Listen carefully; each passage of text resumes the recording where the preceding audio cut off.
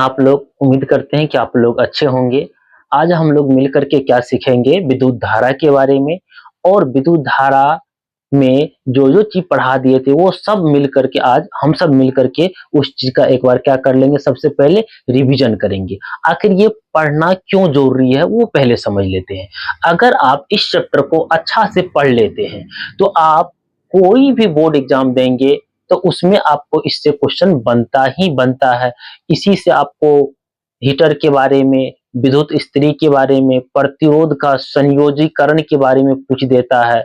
इसी चैप्टर में ही आप सीख जाएंगे कि कोई बल्ब है, कैसे पता करेंगे वो बल्ब 1 महीना तक जो जला तो वो कितना रुपया का बिल उठा लिया, कितना यूनिट वो खर्चा करवा दिया हमें। ये सब इसी में आज हम लोग सीखेंगे। उससे पहले हम लोग क्या सीखेंगे, तो जो हम लोग पढ़ चुके हैं उसका एक बार हम लोग क्या कर लेंगे, रिवीजन कर लेंगे। तो पढ़ा हुआ चीज का क्या होगा, एक बार रिवीजन होगा और उसके बाद आगे हम लोग क्या सीखेंगे, प्रतिरोधों का संयोजीकरण, जिसमें हम लोग आज एक फार्मूला प्रूव करेंगे। वो फार्मूला रहेगा क्या, आर बराबर R1 plus R2 plus R3 dot dot करके आप Rn तक मान सकते हैं, यानी कि प्रतिरोध जितना होगा उतना वो बढ़ते जाएगा। चलिए एक एक करके समझते हैं, क्या क्या पढ़ चुके हैं पहले उसके बारे में समझ लेते हैं। उसके बाद आगे जो हम लोग को सीखना है वो सीखेंगे। सबसे पहला हम लोग क्या सीखे थे, तो विद्युत धारा के बारे में। विद्युत धारा के बारे में, तो विद्युत धारा क्या होता है, किसी अनुप्रस्थ काट से, ध्यान से समझ लीजिए। अगर आप पहली बार देख रहे हैं तो लाइक जरूर कीजिएगा और चैनल को सब्सक्राइब भी कीजिएगा। और जब पहली बार देख रहे हैं तो आप ध्यान पूर्वक देखिएगा, तो जितना क्लास आपका पीछे छूट गया है वो भी क्या हो जाएगा, रिवीजन हो जाएगा या कवर हो जाएगा। पहला क्या है, विद्युत धारा। किसी अनुप्रस्थ काट से 1 सेकंड या इकाई समय में जितना कूलाम आवेश पास करता है उसी को क्या कहते हैं, विद्युत धारा कहते हैं। यानी कि ये एक तार है, मान लीजिए यह एक तार है, इस तार में एक गेट है, वही गेट अनुप्रस्थ काट मान लीजिए। ये तार है, ये तार में एक गेट लगा हुआ है। 1 सेकंड के लिए हम क्या कर दिए, गेट खोल दिए। तो जितना इससे इलेक्ट्रॉन पास होगा, लाइन क्या होता है, वो इलेक्ट्रॉन का ही ट्रांसफर होता है, जितना इलेक्ट्रॉन पास होगा वही क्या हो जाएगा, विद्युत धारा हो जाएगा। तो विद्युत धारा का परिभाषा आप लोग समझे, किसी अनुप्रस्थ काट से 1 सेकंड या इकाई समय में जितना कूलाम आवेश पास होता है उसी को क्या कहते हैं, विद्युत धारा कहते हैं। विद्युत धारा का SI मात्रक एम्पियर होता है। इसे किससे सूचित करते हैं, तो I से सूचित करते हैं। उसके बाद क्या सीखे थे, 1 एम्पियर, यानी किसी अनुप्रस्थ काट से 1 सेकंड में सिर्फ 1 कूलाम आवेश पास होगा उसे क्या कहेंगे, 1 एम्पियर कहेंगे। यानी कोई तार है, इस तार से 1 सेकंड में, इस तार से 1 सेकंड में सिर्फ 1 कूलाम आवेश पास हुआ तो उसी को क्या कहेंगे, 1 एम्पियर। अब मन में बहुत क्वेश्चन आता होगा कि 1 कूलाम आवेश वो क्या होता है, कूलाम क्या होता है, तो आवेश का SI मात्रक कूलाम होता है। सर ये SI मात्रक क्या होता है, ये भी मन में आ सकता है। जैसे आलू आप गए लेने के लिए तो उसको मापने के लिए कुछ बटखरा का यूज किया होगा, देहाती भाषा में बोलते हैं, यानी तराजू पे एक तरफ आलू दिया होगा बाबू, तो एक तरफ तो कुछ दिया होगा वो, तब तो तराजू आलू नाप के दिया। तो क्या दिया होगा, तो वो पत्थर का होगा या लोहा का होगा, 1 किलो 2 किलो जितना आप आलू लिए होंगे उतना दिया होगा। क्या दिया होगा, 1 किलो 2 किलो। यानी वजन को जो हम नापते हैं केजी में, वजन को जो नापते हैं कौन चीज में, केजी में। और भी वस्तु होता है, जैसे लंबाई को नापना होगा तो मीटर में मापेंगे, लंबाई को किलो में कैसे मापेंगे। अगर कहेंगे आप यहां से अपने स्कूल गए तो 5 किलो गए, तो नहीं, ये तो गलत हो गया। 5 किलो कैसे हो सकता है, वो तो लंबाई है। लंबाई को किस में मापते हैं, मीटर में या किलोमीटर में मापते हैं, वही SI मात्रक होता है। तो किसी अनुप्रस्थ काट से 1 सेकेंड या इकाई समय में सिर्फ 1 कूलम आवेश पास होगा, उसी को क्या कहते हैं? 1 एम्पियर कहते हैं। तो उम्मीद करते हैं ये भी आपको बाबू समझ में आ गया होगा, दूसरा भी समझ में आ गया होगा। अब तीसरा क्या पढ़ाए थे? 1 वोल्ट। उससे पहले विभव पढ़ाए थे, विभव पढ़ाए थे। विभव क्या होता है? तो अनंत से 1 कूलम आवेश को, यानी बहुत दूर से मान लेते हैं, अनंत का मतलब जिसका कोई अंत ना हो, अनंत का मतलब ही वही हो गया, सूर्य हो गया। तो अनंत से 1 कूलम आवेश को, अनंत से 1 कूलम आवेश को किसी विद्युतीय क्षेत्र तक लाने में जितना जूल का कार्य करना पड़ता है, उसी को क्या कहते हैं? तो एक उसी को क्या कहते हैं? विभव कहते हैं। फिर से समझिए, अनंत से मतलब बहुत दूर से एक आवेश को लाने में, एक आवेश को, आवेश का मतलब चार्ज, यही जो लाइन है वही समझ लीजिए, वहां से एक आवेश को लाने में कितना जूल का काम करना पड़ता है, वो क्या कहलाएगा? विभव कहलाएगा। यानी सर, अगर अनंत से 5 कूलम आवेश को लाने में कुछ जूल का काम करना पड़ा, तो वहां का विभव कैसे निकालेंगे, ये अभी सिखाएंगे। वैसे हम सिखा चुके हैं, जब ये बता रहे तभी तो रिवीजन करवा रहे हैं, फिर भी बताएंगे। तो अनंत से 1 कूलम आवेश को किसी विद्युतीय क्षेत्र तक लाएंगे, तो वही क्या कहलाएगा? विभव कहलाएगा। अब मन में बहुत क्वेश्चन आ गया होगा कि अनंत से 1 कूलम आवेश, आवेश क्या सही मात्रक बता दिए, कार्य करना पड़ता है, तो कार्य क्या सही मात्रक जूल होता है, कार्य क्या सही मात्रक जूल, विद्युत धारा क्या सही मात्रक एम्पियर, विभव क्या सही मात्रक वोल्ट होता है। यानी अगर इसका एसआई मात्रक का बात करें तो क्या होगा? एम्पियर होगा। छोटा लिख रहे हैं पर समझ में आना चाहिए। एम्पियर, इसे किससे सूचित करते हैं? ए से सूचित करते हैं। उसके बाद ये विभव, इसका एसआई मात्रक क्या होता है? वोल्ट होता है। इसका एसआई मात्रक वोल्ट होता है।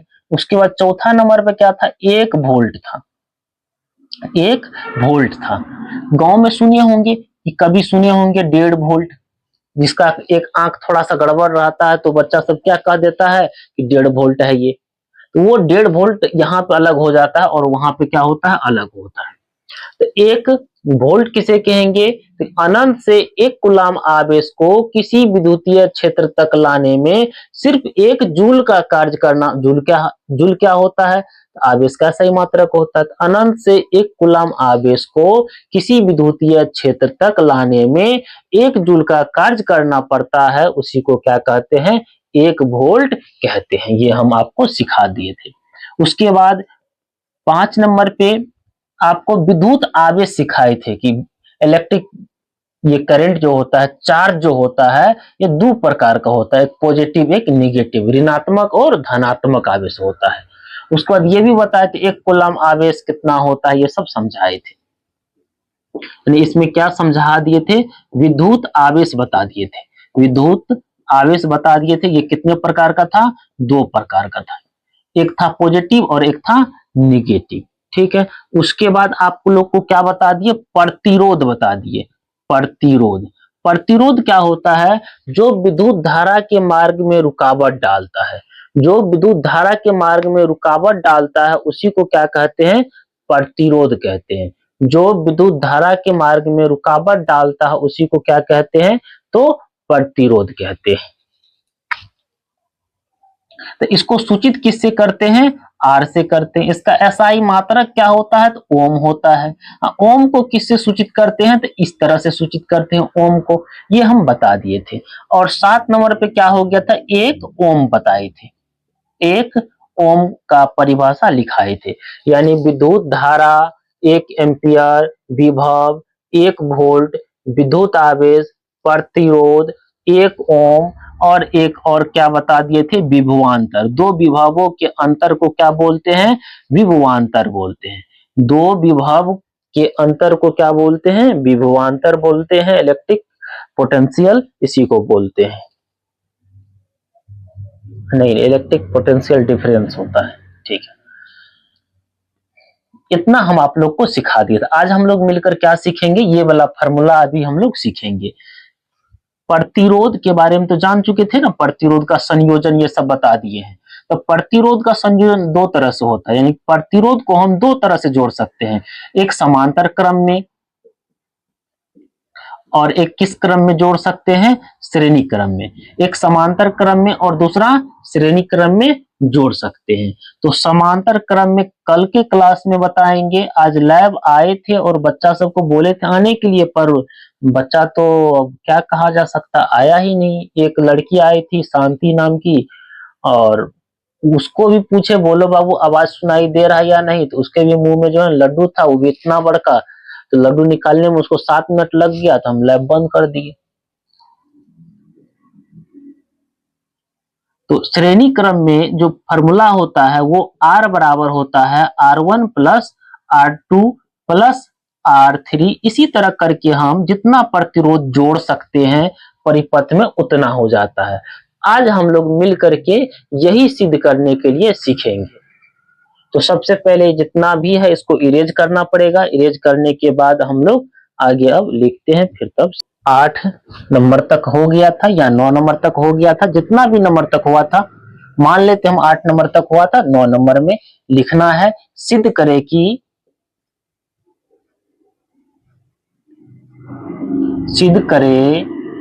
कि R बराबर R1 plus R2 plus R3 किस क्रम में, श्रेणी क्रम में, श्रेणी क्रम संयोजन में।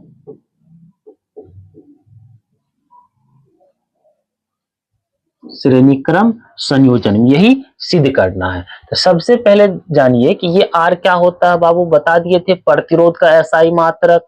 प्रतिरोध को R से सूचित करते हैं, उसका एसआई मात्रक ओम होता है। ऐसा गलती से बोल दिए थे सब, तो सिद्ध करना है यही। तो सबसे पहले हम एक सर्किट बनाएंगे, यानी कि परिपथ बनाएंगे। परिपथ क्या होता है, जिससे विद्युत धारा पास होता है, उसी को परिपथ। तार समझ लीजिए, तार ही क्या है, परिपथ है। जैसे समझाए हम आपको, देखिए ये तार है, समझिए ये तार है, दिखाई दे रहा है ना, ये तार है, ये तार है, यही परिपथ है। ये क्या है, तार है, तो यही तार क्या है, परिपथ है। ये जो तार है यही तार क्या है बाबू, परिपथ है। जिससे विद्युत धारा पास होता है वही क्या होता है, परिपथ होता है। यानी विद्युत धारा तार से ही पास होगा, तार ही क्या है, परिपथ है। उसे सजावट होता है, उसमें और भी चीज उपकरण लगता है, उस सबको परिपथ कहते हैं। तो सबसे पहले एक सर्किट बना लेते हैं। कौन सा क्रम है, तो श्रेणी क्रम है। श्रेणी क्रम संयोजन क्या होता है, पहला प्रतिरोध, ध्यान से समझिए, पहला प्रतिरोध, ये दूसरा प्रतिरोध, ये तीसरा प्रतिरोध। देखिए पहला प्रतिरोध, दूसरा प्रतिरोध, तीसरा प्रतिरोध आपस में जुड़ा हुआ है।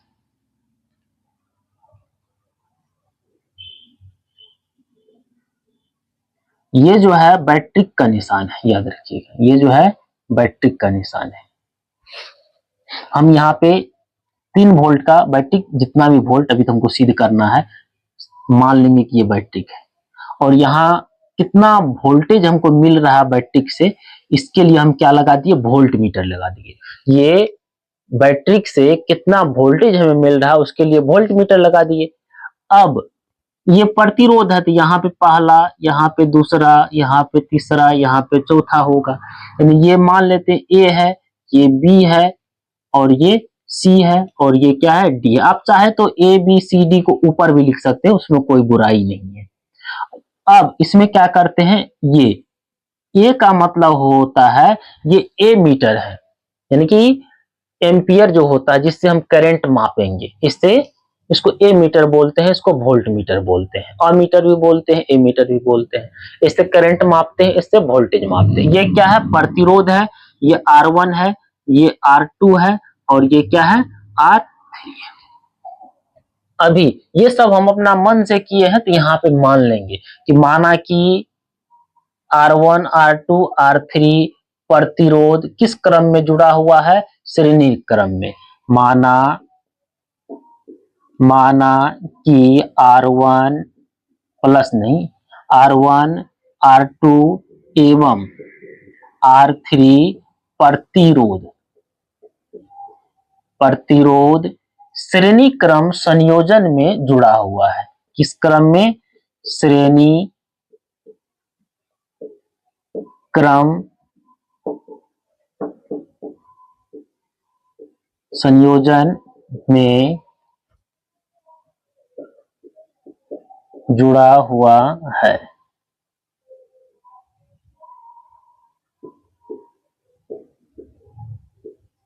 जुड़ा हुआ है।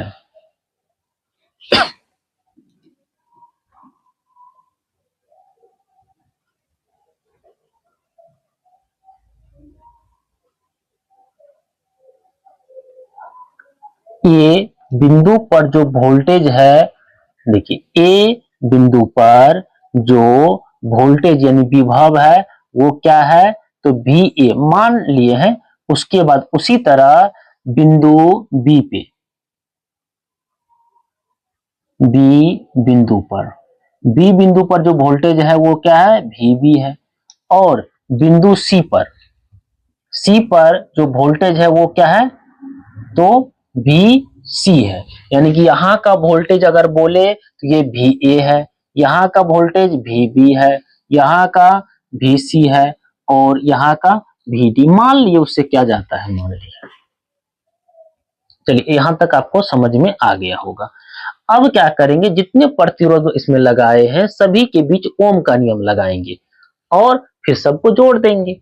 तो सभी के बीच क्या कौन सा नियम लगाएंगे? तो ओम का नियम। तो यहाँ पे लिखेंगे प्रतिरोध R1 में कौन सा नियम? तो ओम का नियम। ओम का नियम हम इससे पहले पढ़ाए हैं। ओम का नियम क्या होता है? V बराबर आई आर। भी यानी विभवांतर, विभवांतर तो दो विभव के अंतर। तो देखिए ये प्रतिरोध है, ये दोनों विभव है, तो दो विभव के अंतर को विभवांतर कहेंगे। यानी कि इस तार के जो विभवांतर होगा वो निकालने के लिए यह दोनों बिंदु के बीच का अंतर निकालेंगे। यानी अगर बोले तो VB माइनस VA, बड़ा में से छोटा को घटाते हैं। इससे जो लाइन पास हो रहा है वो I है, करंट जो जा रहा है I। एक ही तार है, तार 5 गो, यहां समझिए, यहां से हम लाइन को भेजे और तार आगे 5 गो हो गया तो सब में करंट अलग अलग जा सकता है, पर एक ही तार है और यहां से करंट भेजे तो सब में तो एक ही रहेगा। एक ही को तार है तो करंट तो सेम ही रहेगा।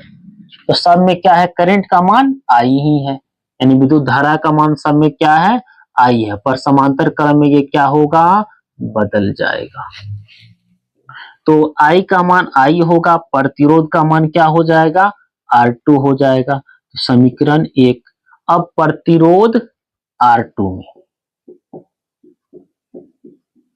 प्रतिरोध R2 में कौन सा नियम लगाएंगे? तो ओम का नियम। ओम का नियम, ओम का नियम क्या होता है? तो ओम का नियम वही होता है जो यहाँ पे लिखा हुआ है, V बराबर आई आर होता है। V अब किसके बीच? R2, इसके बीच हमको चाहिए प्रति विभवांतर, तो VC माइनस VB। VC बड़का में से छोटका को घटाएंगे, I तो सेम ही है, प्रतिरोध तो 2 है, दूसरा प्रतिरोध है। अब तीसरा में प्रतिरोध R3 में कौन सा नियम? तो ओम का नियम। ओम का नियम, ओम का नियम क्या होता है? तो ओम का नियम V बराबर आई आर होता है। V का मान उसमें क्या होगा? VD माइनस का VC, I होगा R3 होगा। समीकरण 3 और ये समीकरण 2 होगा। अब तीनों समीकरण को जोड़ेंगे, तीनों समीकरण को क्या करेंगे? जोड़ेंगे। तो यहाँ पे लिखना पड़ेगा समीकरण 1 प्लस 3 करने पर तीनों समीकरण को जोड़ देंगे। जोड़ेंगे तो क्या होगा? VB minus VA plus VC minus VB plus VD minus VC। देखिए पहला ये है, दूसरा ये है, तीसरा ये है भी बी माइनस भी ए, भी बी माइनस भी ए है ना, यहाँ देखिए। उसके बाद दूसरा भी सी माइनस भी बी, भी सी माइनस भी बी। उसके बाद भी डी माइनस भी सी लिख दिए, बराबर इधर क्या है I R one plus I R two plus I R three है। अब ध्यान से देखिएगा तो ये दोनों गया हवा लगाने, उसके बाद यो दोनों जा रहा हवा लगाने, एगो प्लस में एगो माइनस में कट जाएगा। यहाँ क्या बच गया भी डी माइनस का भी ए बच गया। इधर ध्यान से देखिएगा तीनों में आई आई आई, तो आई को बोले बाबू तू बाहर हो जाओ, तो क्या हो जाएगा R one plus R two plus R three हो जाएगा। अब इसको मान लेते हैं समीकरण कितना 4 मान लेते हैं। ये सभी प्रतिरोध को हटाकर एक प्रतिरोध लगाएंगे, क्या करेंगे तो सभी प्रतिरोध को हटा करके एक प्रतिरोध लगाएंगे, सभी प्रतिरोध को हटाकर क्या करेंगे एक प्रतिरोध लगाएंगे। उसके बाद फिर उसमें कौन सा नियम तो ओम का नियम लगाएंगे। तो लिखना पड़ेगा क्या सभी प्रतिरोध को हटाकर एक आर वन नहीं सिर्फ आर नामक नहीं है नामक प्रतिरोध लगाया। क्या किए सभी को हटाकर एक प्रतिरोध लगा दिए, सभी को हटाकर एक प्रतिरोध लगा दिए। अब वो चित्र भी बना के दिखाना पड़ेगा, तो सभी प्रतिरोध को हटा करके एक प्रतिरोध लगाए हैं, ये हो गया। सभी को हटाकर एक, ये बैट्रिक है बताए थे तभी भी, ये किसका सिंबल है तो बैट्रिक का सिंबल है। और बैट्रिक से क्या वोल्टेज मापना है तो ये विभव हो गया, वोल्ट मीटर हो गया। और यहाँ ए मीटर लगा देते हैं, ए मीटर क्या करेगा विद्युत धारा का माप करेगा। ये बिंदु क्या है ए, और ये बिंदु क्या बच गया तो डी बच गया। और इसका नाम आर, करंट तो आई ही जा रहा है, करंट क्या जा रहा है आई जा रहा है। अब ध्यान समझिए प्रतिरोध इस बार किसमें प्रतिरोध आर में, प्रतिरोध आर में कौन सा नियम ओम का नियम। ओम का नियम क्या होता है V बराबर आई आर, कट तो नहीं रहा है नीचे से। ओम का नियम क्या होता है V बराबर आई आर। अब ध्यान समझिए V का मान उसमें क्या हो जाएगा तो भी डी माइनस का भी ए हो जाएगा, और I का मान I होगा, R का मान R होगा। इसको समीकरण 5 मान लेते हैं। अब ध्यान से देखिएगा 4 और 5 को तुलना करेंगे, क्यों तुलना करेंगे इसके LHS में और इसके LHS में बराबर है, इसके LHS में क्या है बराबर है, इसलिए क्या करेंगे समीकरण दोनों को तुलना करेंगे। तो यहाँ पे लिखेंगे समीकरण 4 और 5 को तुलना करने पर, समीकरण 4 और 5 को जब हम तुलना कर देंगे तो LHS बराबर है तो वो तो हट जाएगा, तो क्या हो जाएगा आई आर बराबर आई हल into R1 plus R2 plus R3 हो जाएगा। यहां से ध्यान से देखिएगा तो ये आई गुना में उसट जाएगा तो भागा में, यानी ये आई और आई क्या हो जाएगा कट जाएगा। इस तरह से क्या बचेगा तो R बराबर R1 plus R2 plus R3, ये क्या हो गया प्रूव्ड हो गया। तो उम्मीद करते हैं आप लोग को ये समझ में आया होगा। अगर किसी भी तरह का दिक्कत होता है तो आप हमें बेहिचक कमेंट करके पूछ सकते हैं, आपके एक सिंगल कमेंट का भी हम जवाब देंगे। हो सकता है कि इसको और भी अच्छा से पढ़ाया जा सकता है, तो कोशिश करेंगे और अच्छा सा आपको हम बताने का। अगर किसी भी तरह का इसमें आपको दिक्कत है तो जरूर आप क्या करेंगे हमें कमेंट करेंगे और अपना जवाब पाएंगे।